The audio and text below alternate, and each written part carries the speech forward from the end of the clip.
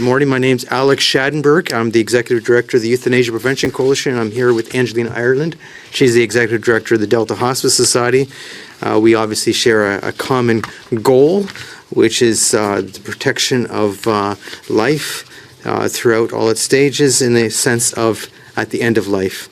So basically speaking, as Canadian citizens, members of the Euthanasia Prevention Coalition, we're calling on the federal and provincial governments to provide a complete review of Canada's medical assistance in dying MAID law.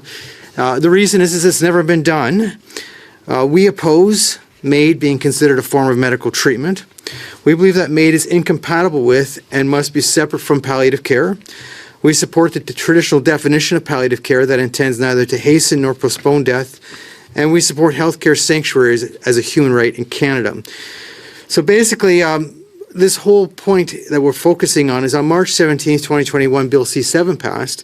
And when Bill C-7 passed, it expanded MAID in Canada by removing the terminal illness requirement.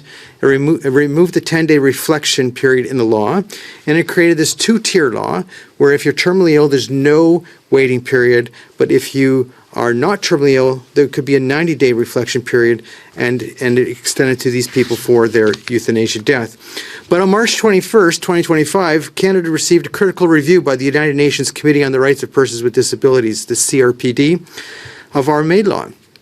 Among other concerns, the CRPD urged Canada to repeal the Track 2, the non-terminally ill allowance for MAID.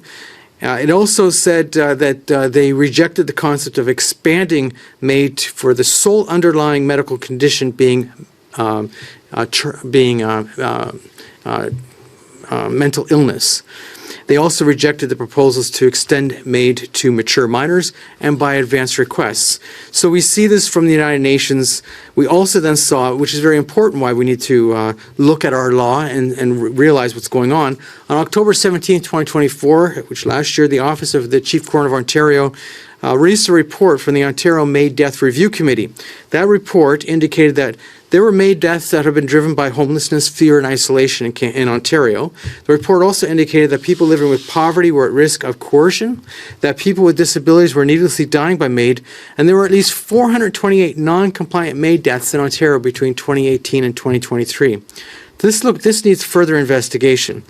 The MDRC report also proves that Supreme Court of Canada's Carter decision is not being followed. It's being violated because Carter required a carefully designed system that imposes strict limits that are scrupulously monitored and enforced.